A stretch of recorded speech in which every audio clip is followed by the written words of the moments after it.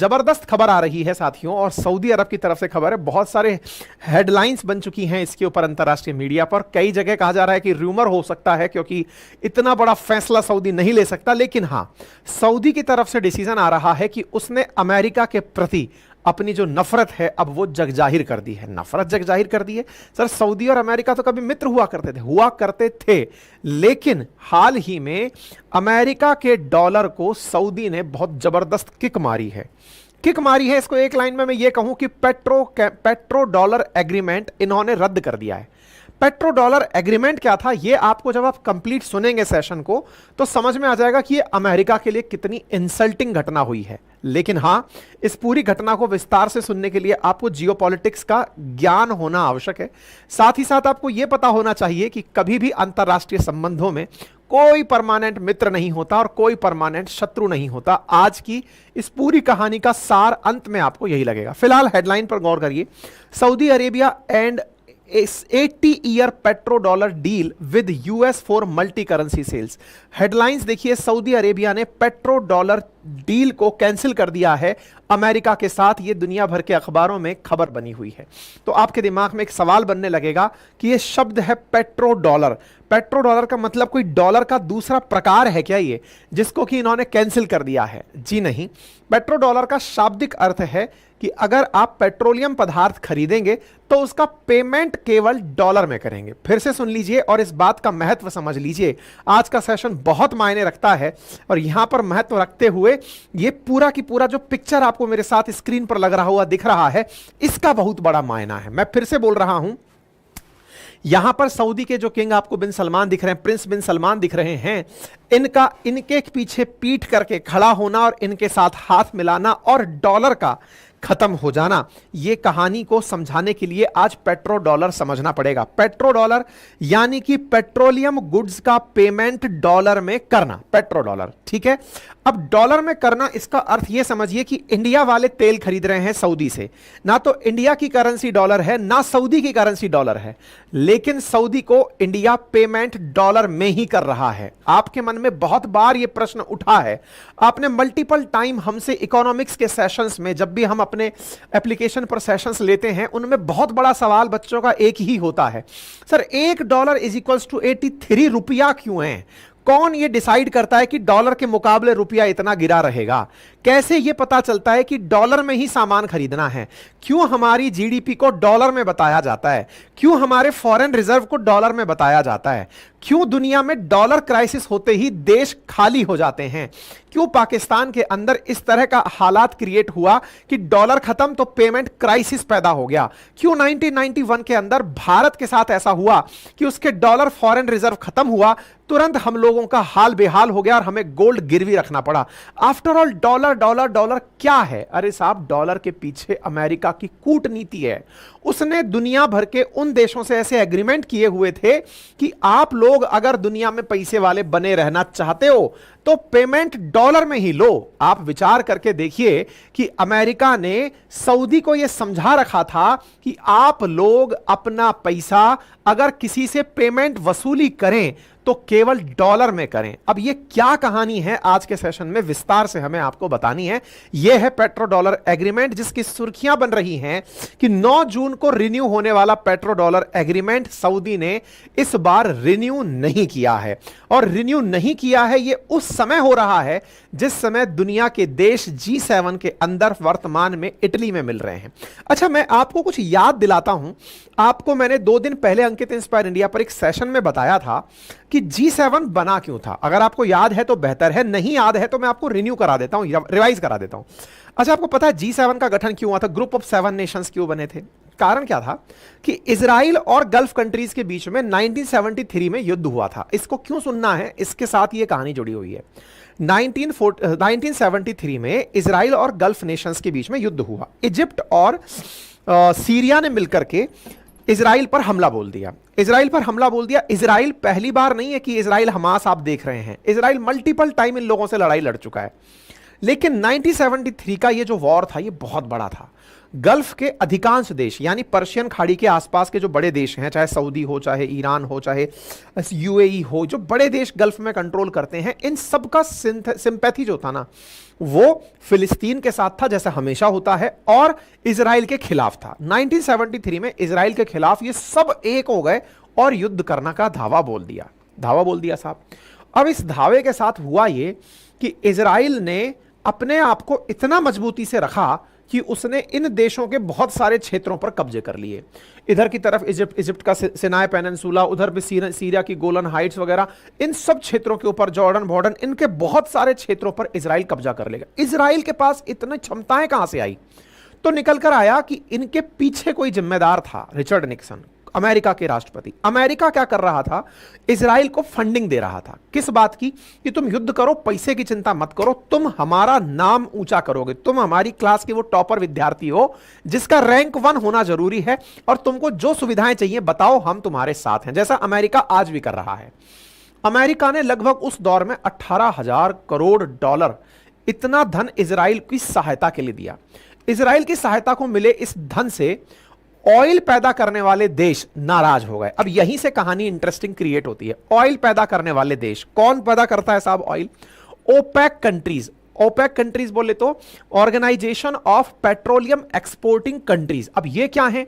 ये सऊदी के नेतृत्व में ऐसे देशों का समूह है जो दुनिया में तेल पैदा करता है। दुनिया में 2 ही प्रकार के देश तेल पैदा करते हैं, आइदर ओपेक और ओपेक प्लस। ओपेक वो है जो कि organisation of petroleum exporting countries में आते हैं, जिसमें सऊदी उनका राजा है, मतलब कि लीडर है, सबसे ज्यादा तेल पैदा करता है। दूसरी तरफ ओपेक प्लस का राजा रशिया है, यानी जो ओपेक में नहीं वो ओपेक प्लस में है, और रशिया उनकी लीडरशिप करता है। ठीक है, अब ओपेक की कहानी सुनो। अब इन देशों ने कहा कि भाई साहब अमेरिका वालों, तुम हमारे ऊपर हमले का आदेश इजराइल को देते हो, पैसा देते हो कि जाओ तुम हमला करो, बेटा तुम्हारे ऊपर जब हम हमला करेंगे ना तुम संभाल नहीं पाओगे। कैसा हमला? भाई इन लोगों ने ऑयल एम्बार्गो लगा दिया। ऑयल एम्बार्गो क्या होता है? सऊदी के नेतृत्व में जो देश थे, जो ऑयल पैदा करने वाले देश थे, इनने कहा कि इन पैसे वालों की कमर कैसे तोड़नी है ये हमें आता है। बोले कैसे तोड़नी है? बोले अपन लोग ना ऑयल का प्रोडक्शन घटा देते हैं।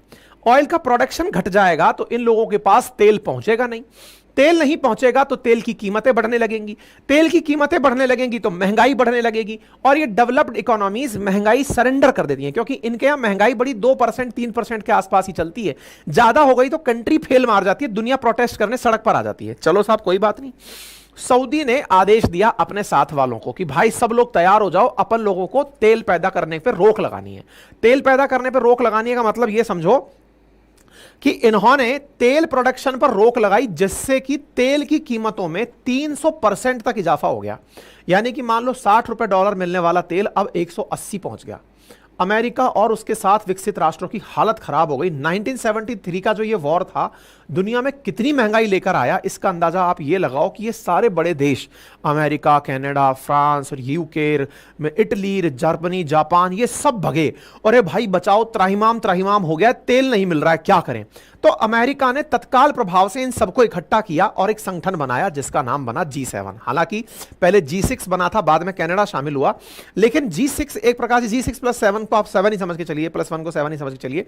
तो G7 कंट्रीज बनी जिसका उद्देश्य केवल महंगाई से लड़ना था कि कैसे ना कैसे करके ओपेक वालों ने जो तेल उत्पादन बंद किया है ना उसको रोकना है और उसके खिलाफ एक होना है।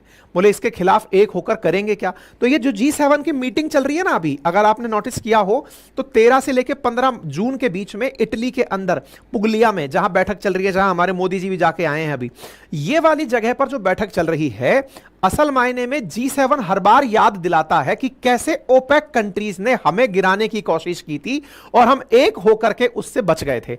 तो उस याद को ताजा करते हैं ये, और याद जब जब ताजा होती है सऊदी अरब के घाव हरे हो जाते हैं। वो कहता है अच्छा बेटा, मतलब तुम ये जश्न मना रहे हो कि सऊदी अरब को हमने मजा चखाया था, अभी तो मजा चखाना बाकी है। लेकिन हुआ क्या? अब सुनो साहब, स्थितियां बदलती हैं, पैसे के आगे हर आदमी बिकता है। अमेरिका की तरफ से अमेरिकी राष्ट्रपति ने एक चाल चली। क्या चाल चली? अमेरिकी राष्ट्रपति जो है ना वो सऊदी अरब की यात्रा की तरफ भिजवा दिए अपने लोगों को कि देखो अपन इजराइल को पैसा दिए जिससे सारा संकट हुआ है, अब जाओ सऊदी के पास और जाकर उससे कहो कि तुम क्या पड़े हो इस चक्कर में, तुमको पैसा चाहिए और पैसे से पावर चाहिए, मैं तुम्हें गारंटी देता हूं कि इजराइल तुम पर हमला नहीं करेगा। और बोलो, सऊदी को यह डर था कि अमेरिका इजराइल को इतना वेपन दे देगा कि वो तो एक दिन सऊदी पर कब्जा कर लेगा। हर देश को लगता है ना, क्योंकि इजराइल तो सुपड़ा साफ करता आ रहा था सबका, धड़ाधड़ धड़ाधड़। अमेरिका बैकडोर से सऊदी से बात कर लिया, तुम चिंता मत करो, मैं तुम्हारे साथ हूं, तुम्हारे ऊपर हमला नहीं होने दूंगा इजराइल का। और बोलो, सऊदी ने कहा कि यार बात तो सही है, अगर आप मुझ पर हमला नहीं होने देंगे इसका मतलब आप मेरे हिमायती हैं, मेरे लिए भला सोचते हैं। बोले और नहीं तो क्या, और तुमको एक चीज दूं, तुम कह रहे हो कि मैंने इजराइल को पैसा दिया है, अरे उसको तो पैसा दिया है, तुमको तो मैं डॉलर्स की खान लगा देता हूं, बोलो क्या चाहिए तुम्हें। बोले सर कैसे करोगे। बोले अभी जो तुम तेल बेचते हो इसका पेमेंट कैसे लेते हो। बोले सर किसी से गोल्ड में लेते हैं, किसी से गुड्स में लेते हैं, बार्टर सिस्टम चल रहा है सर फिलहाल, तो बाकी जो जिसमें दे दे। बोले हटाओ सब चीजें, तुम्हें यह तो पता है कि ब्रेटन वुड शिखर सम्मेलन के बाद से हम लोगों ने यह तय कर दिया है कि दुनिया भर के देश डॉलर में पेमेंट लेंगे, तय कर दिया है, डॉलर को यूनिवर्सल करेंसी घोषित कर दिया, dollar is equals to gold है, मानते हो इस बात को। बोले हाँ सर। तो बोले dollar is equals to gold है तो क्यों ना तुम ऐसा करो कि दुनिया का कोई भी देश अब तुमको पेमेंट करे तो डॉलर में करे, और हम तुम्हारे साथ खड़े हैं, अगर कोई पेमेंट ना करे तो उससे पैसे हम दिलवाएंगे। बोलो और क्या चाहिए। नेकी और पूछ पूछ, सऊदी की बल्ले बल्ले हो गई। एक तरफ से तो सिक्योरिटी मिल गई, देखो अमेरिका की ये बहुत अच्छी आदत है, पहले पीटता है और फिर पुचकारता है, और पुचकारता है तो सामने वाले को लगता है कि हमारी भलाई के लिए पीटा था। जैसे पापा जी पीटते हैं ना आपको कभी, तो पापा जी का पीटना एंड में क्या लगता है, पापा जी पीटे तो हमारे भले के लिए ही थे। तो अमेरिका को ऐसे ही अंकल पापा थोड़ी कहते हैं साहब। ये क्या, जैसे जापान का उदाहरण देख लो आप, जापान को भी ऐसे ही पीटा था ये सेकेंड वर्ल्ड वॉर में, उस पर बम गिराया, लाखों लोग मार दिया, लाखों लोग मारकर जापान से कहता देखो मारे थे हम तुमको क्योंकि तुम बदतमीजी कर रहे थे, लेकिन अब तुम्हें गारंटी दे रहे हैं तुम पर और कोई अब हमला नहीं करेगा। अरे तो भाई तुम गुंडई कर रहे हो, सबसे बड़े गुंडे हो, तुम आकर इसकी पिटाई बना दिए, पिटाई बनाकर कह रहे हो और कोई हमला नहीं करेगा। अब तुम आ गए वो कम है क्या। अब जापान पर तब से लेकर लाखों पुलिस, लाखों की जो सेना है ना अमेरिका की, वो जापान में ही रहती है पूरे टाइम, जापान कुछ सोच ही नहीं पाता, तो वो कहता है अब तरक्की कर लेंगे हम, इससे अच्छा तो यही है। अमेरिका सपने यही दिखाता है कि चिंता मत करो हम तुम्हारे साथ। सऊदी के साथ भी यही हुआ, एक तरफ से तो थपड़ाया गया उसको क्योंकि इजराइल मारता हुआ ला रहा था, अरब कंट्रीज को हरा दिया, इधर की तरफ से सऊदी से कहा चिंता मत करो पूरा पेमेंट डॉलर में कराएंगे। सऊदी ने कहा यार ये तो बहुत अच्छा एग्रीमेंट है यार, कोई बात नहीं। आपको जानकर आश्चर्य होगा तब से लेकर आज तक यही वाला एग्रीमेंट चला आ रहा है जिसे आप पेट्रो डॉलर एग्रीमेंट कहते हैं। मतलब समझे, ओपेक कंट्रीज तेल का जो व्यापार करते हैं वो डॉलर में ही करते हैं, और डॉलर में क्यों करते हैं इसके पीछे सऊदी और अमेरिका का हुआ उस समय का एग्रीमेंट है। हमें उस एग्रीमेंट की कुछ प्रतियां भी मिली थी, हम आपको दिखाना चाहेंगे, लेकर आए हैं हम, क्योंकि कंटेंट तो मैंने अपने तरीके से सुना दिया आपको, लेकिन हाँ ये वो एग्रीमेंट की प्रतियां हैं जिसमें यूएस एंड सऊदी अरेबिया ने प्रॉपर तरीके से ज्वाइंट इकोनॉमिक कॉपरेशन में पेट्रो डॉलर की बात की थी कि हम लोग प्रॉपर तरीके से एक दूसरे के साथ पेट्रो के साथ पेट्रोलियम गुड्स को डॉलर्स के साथ खरीदेंगे बदेंगे। बात समझ में आ गई, खेला समझ में आ गया। अब क्या कहानी होती है सुनिए साहब, डॉलर मिले, अमेरिका ने देखा कि सऊदी के पास खूब डॉलर इकट्ठा हो गया। अच्छा आपके दिमाग में एक प्रश्न और बनेगा कि यार ऐसा क्या था कि डॉलर का इतना बड़ा सिक्का चलता था। देखो इसके पीछे की कहानी मैंने मल्टीपल टाइम सुनाई है, एक बार फिर से ब्रीफ में बता देता हूं कि डॉलर इतना ज्यादा चला कैसे। इसके पीछे की गणित केवल इतनी सी समझो कि फर्स्ट वर्ल्ड वॉर में अमेरिका बहुत लेट एंट्री करता है और दुनिया में वेपन्स का और पैसे का सप्लायर बनता है। अमेरिका फर्स्ट वर्ल्ड वॉर में भी कमाने वाला देश बनता है, सेकंड वर्ल्ड वॉर में भी सबसे अमीर देश बनकर निकल के आता है क्योंकि दुनिया को वेपन और पैसे देता है। अमेरिका जब पूरी दुनिया लड़ झगड़ के बर्बाद हो लेती है तब अपनी दो बैंक के माध्यम से, एक का नाम वर्ल्ड बैंक और एक का नाम आईएमएफ, ये दोनों ब्रेटन वुड ट्विंस कहलाती हैं, इन दो बैंक के माध्यम से दुनिया को कर्जा देता है, जिसको जितना पैसा चाहिए ले जाओ मैं दूंगा। अमेरिका का ये जो पैसा देने का तरीका था ना इन देशों को, इसने सबको अमेरिका के प्रति गुलाम बना दिया कि प्रभु आप ही हो। उस समय तक दुनिया के देश एक दूसरे के साथ गोल्ड में व्यापार करते थे, गोल्ड में व्यापार करते थे, गोल्ड ही करेंसी हुआ करता था। दुनिया का सबसे ज्यादा गोल्ड अमेरिका ने अपने पास इकट्ठा कर लिया। अमेरिका के पास हुए गोल्ड के इकट्ठे होने के बाद कि अब यार रोजाना गोल्ड थोड़ी चलेगा, कोई चोरी भी हो सकता है, नकली भी गोल्ड आ सकता है, तो बोले एक काम करते हैं, गोल्ड को तो रखते हैं हम अपने रिजर्व में और उसकी एवज में हम नोट की छपाई करते हैं। उस नोट को डॉलर कहा गया। फिर दुनिया में डॉलर चलने लगा, तो बोले अगर डॉलर को मानना है तो समझो कि गोल्ड मान रहे हो, dollar is equals to gold हुआ करता था। आप मतलब इस बात को समझकर देखिए कि अमेरिका का जो डॉलर होता था ना वो गोल्ड के इक्विवेलेंट होता था। 1971 में जाकर के रिचर्ड निक्सन ने डॉलर और गोल्ड का आपस में विनिमय बंद करा दिया था। 71 से पहले तो यह था कि आप जाकर के उनकी बैंक से यह कहें कि डॉलर पकड़ो, मेरा तो गोल्ड वापस दे दो, तो वो गोल्ड दे सकता था। Dollar is equals to gold हुआ करता था। 71 में जाकर अमेरिका ने डॉलर और गोल्ड के बीच का कनेक्शन खत्म कर दिया। बोले नहीं, अब हमारी अपनी वैल्यू इतनी है कि हम अपने आराम से गोल्ड को चला सकते हैं, डॉलर को चला सकते हैं। खैर, अमेरिका और इन्होंने एग्रीमेंट किया और इन्हें भर भर के डॉलर मिलने लगे। कोई बात नहीं साहब, बढ़िया एग्रीमेंट हो गया, बढ़िया डॉलर मिलने लगे। अब दिक्कत क्या आती है? अमेरिका ने देखा कि यार हमारा तो जो सारा पैसा है, तेल खरीदते हैं दुनिया वाले इससे, इसको डॉलर मिल रहे हैं, और सऊदी की सुरक्षा की गारंटी अमेरिका ने ले ली। सऊदी तो खूब तेजी से तरक्की करने लग गया, इतनी सी आबादी और जबरदस्त तरक्की, दुनिया की टॉप 10 इकोनॉमीज में आ गया। अमेरिका ने कहा कि यार डॉलर तो इसके पास बहुत इकट्ठे हो जाएंगे, ऐसा तो यह बहुत पावरफुल हो जाएगा। अमेरिका ने इसको पाठ पढ़ाया, बिल्कुल वैसे ही जैसे सरकार अपन को पढ़ाती है। अपन को सरकार कैसे पढ़ाती है कि देखो अकाउंट खुलवाओ, हम आपको सीधा आपके अकाउंट में पैसा भेजेंगे। जनधन अकाउंट खुलवा दिए सरकार ने, जनता के अकाउंट में पैसा आ रहा है, आप और हम बहुत खुश हैं कि देखिए सरकार कितनी अच्छी अकाउंट में पैसा दे दी हमको। अकाउंट में जो पैसा है वो आपके हाथ में जब तक बाहर नहीं आया तब तक वो सरकार का ही है, यूं समझिए। आप कहेंगे क्या बात कर रहे हो? जी हां, आपके अकाउंट में रखा हुआ पैसा फिजिकल गुड्स के रूप में नहीं रखा है, नंबर्स के रूप में रखा हुआ है, जिसको आप समझकर चल रहे हैं वो असल में कहीं ना कहीं जमा है। सरकार उसी की तो घुमा फिरी कर करके पैसे बना रही है। किसी को लोन देना हो, किसी को कर्जा देना हो, किसी कंपनी का डेट मिटाना हो, कंपनीज को सरकारी तरीके से बैंक के माध्यम से चलाया ही इसलिए जाता है। बैंकिंग सिस्टम किसी भी इकोनॉमी की सबसे बड़ी नींव बनी ही इसलिए है कि पैसा मार्केट में ना रहकर सरकार की बैंक में रहे, और बैंक का पैसा सरकार अपना मानती है, उसी को वो कर्जे पे दे दे करके लोगों के काम कराती है। चलिए खैर, इस बात पर कभी और आएंगे। ये जितनी भी बातें आप सुन रहे हैं ना, ये प्रॉपर इकोनॉमिक्स है, कोर इकोनॉमिक्स, और कोर इकोनॉमिक्स के लिए आप लोगों को इकोनॉमिक्स की समझ होना जरूरी है। इसीलिए हमने अपने एप्लीकेशन पर प्रॉपर कोर्सेज डाले हुए हैं, आप जाकर देखें तो जीए फाउंडेशन का कोर्स है, ऐसे ही एनसीईआरटी का कोर्स लॉन्च कर दिया है, केवल 7 दिन एडमिशन ओपन है। उसमें मैं इकोनॉमिक्स बाया एनसीईआरटी आप लोगों को पढ़ाऊंगा, है ना। तो आप अपनी मर्जी से प्रेफरेंस के हिसाब से देख सकते हैं, एप्लीकेशन पर लिंक है। अच्छा, अब लिंक पर एप्लीकेशन है। अच्छा, अब एक इंटरेस्टिंग कहानी ये आती है कि अमेरिका को लगा यार ये तो पैसा ले जाएगा हमसे, अब क्या करें। तो दिमाग लगाया अमेरिका ने सऊदी से कहा तुम यार इस पैसे का करोगे क्या बाय द वे डॉलर का? बोले सर दुनिया से सामान खरीदेंगे। बोले नहीं नहीं नहीं, तुमको एक चीज सिखाते हैं। बोले हाँ बताओ। तुम इस डॉलर को ना अमेरिका में लगाओ। बोले अमेरिका में लगाएं कैसे? बोले हम ट्रेजरी बिल्स निकालते हैं, तुम अमेरिकी सरकार को अपना कर्जदार बना दो। सऊदी वाले राजा को लगा क्या बात है, मैं मतलब यूं ही राजा नहीं हूं, मैं वाकई में दुनिया का राजा हूं, अमेरिकी सरकार को अपना कर्जदार बना लूं मैं। ये होते हैं ट्रेजरी बिल्स। अब ट्रेजरी बिल्स क्या होते हैं वो समझिए।